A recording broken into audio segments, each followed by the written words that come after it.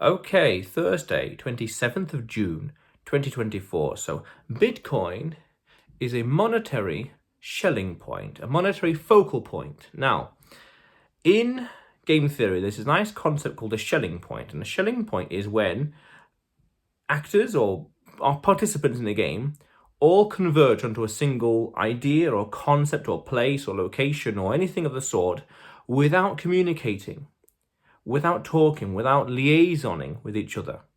It's all coincidence, or it's all in their own time, all in their own pace. Now, for Bitcoin, what that means is people are going to be analyzing Bitcoin, different kinds of people, of course, and from a monetary point of view, from a philosophical point of view, from a savings point of view, from a contrarian point of view, from a protest point of view, all these kind of different angles.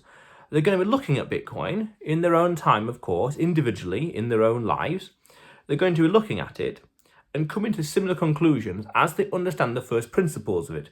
Money you can own, money you can spend, apolitical, deflationary with a fixed supply. And censorship resistant.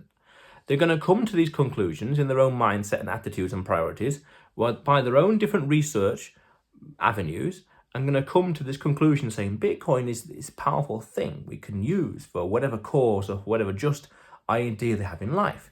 It's a savings technology, or it's a way to circumvent banks, or it's a protest vote, or it's an exit valve out of fiat debasement, or this kind of stuff. It's a Schelling point because it solves all these different problems in its own way, and because fundamentally it's open source code, open source software. There's no one to decentralized nature, so there's no one to coordinate or to bring it all together. Even the coordination itself is totally decentralized.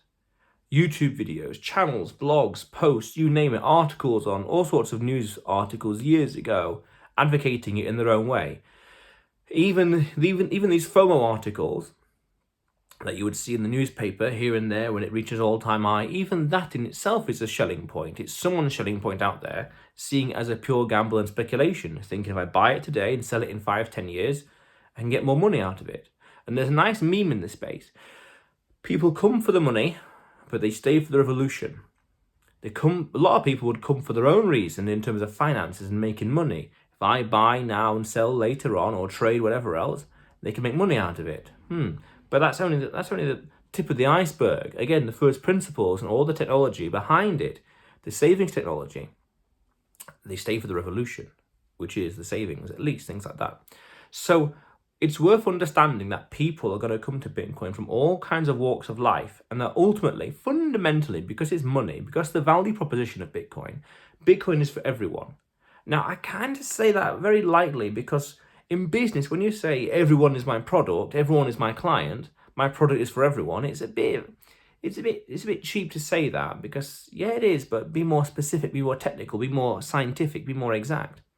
And then you can say in terms of Bitcoin as money, just like with health and diet and time management, you could actually say that this, like very few other things, is actually indeed for everyone. There is no single person in life that's not affected by the banking system or the fiat system in some fashion, in some way, be it banked or debanked, or unbankable. They're all affected in some way because it's the global payment network, Visa or not. So everyone's going to come to Bitcoin in their own way.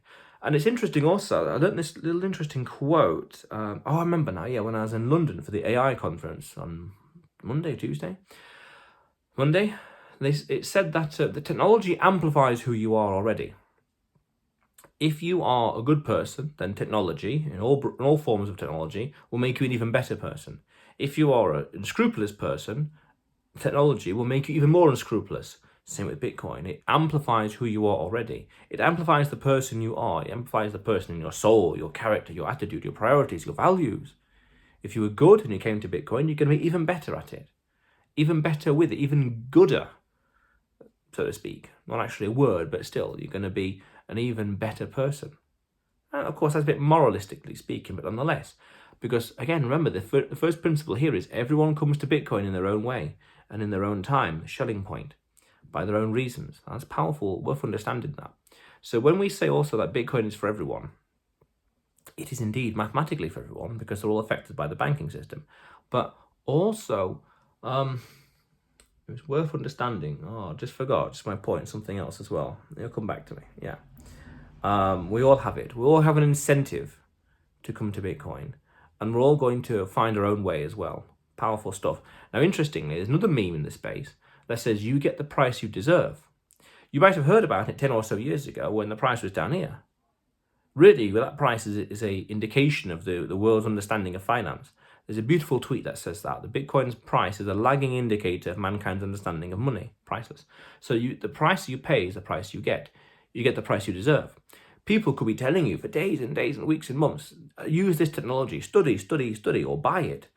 They could be saying that to anyone out there in the world, and they're no, resisting or not interested or whatever else until something fundamentally changes. And when something fundamentally changes, then they come to it in their own time. Then they find their own way. They have their own road to Damascus moment, the moment where everything changes suddenly like that because something happened in life, good or for bad. It's like a seed. Even this video itself, somebody will watch this video, or maybe the first minute or 2 or 3, and 6 months later they'll watch another video of mine on a vlog, or some other video out there in the world, and eventually come to it 6 months later after that. So 12 months later, there's someone out there that's going to watch this video for the first time and come across this channel, and then eventually go into it, be a Bitcoin maxi in, say, 5 years from now, for example. Because interestingly, there's an interesting concept.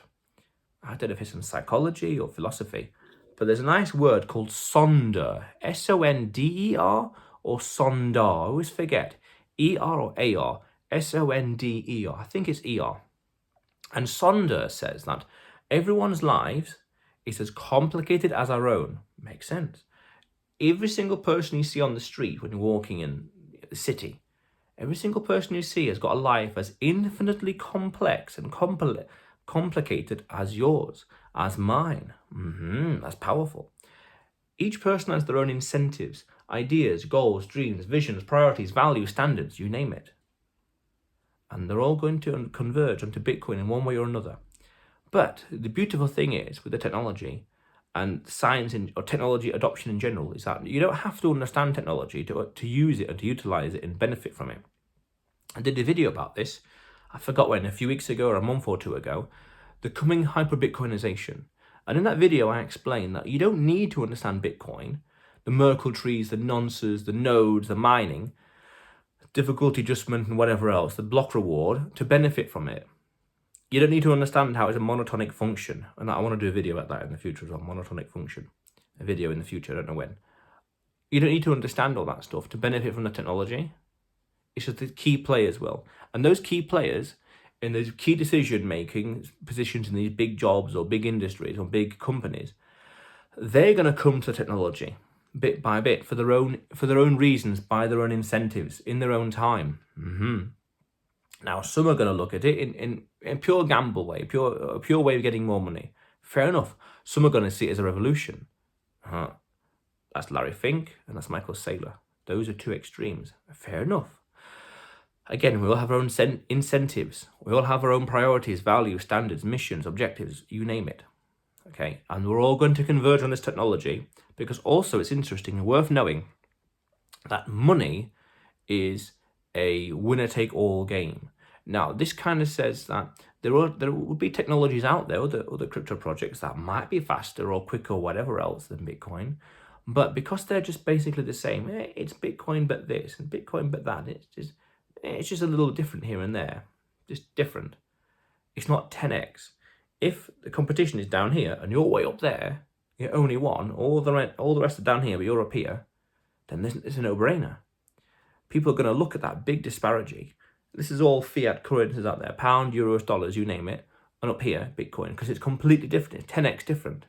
And that gives people an incentive to study it, a reason to pay attention, a reason to care. And the bigger the incentive, the bigger the reason to care, even the bigger the pain of not using it, or the pain of this over here, pushing them away from it, the avoiding pain, going to pleasure, going to reward, the more adoption there's going to be. And that's going to happen in time. We all have our own schedule to understand and learn and accept or adopt Bitcoin. Powerful stuff. Powerful stuff, and it's fundamental. So it's a monetary Schelling point. It's a focal point in game theory. Focal point or Schelling point. People are going to converge on it over time, especially over the next 15 to 30 years. Easily.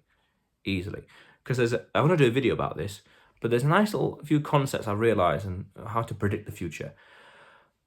When people say things like, had you told me X in 2024 or in 2009, that here we are, 15 years later, we have this, I would not have believed you. I would have laughed you out the room, out the building.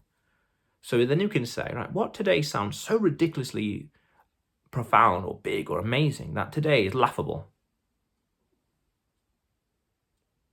then the chances are that would be a thing in the future. The time span is different, 15, 30 years. I say those as a rule of thumb for different reasons. But still, powerful stuff.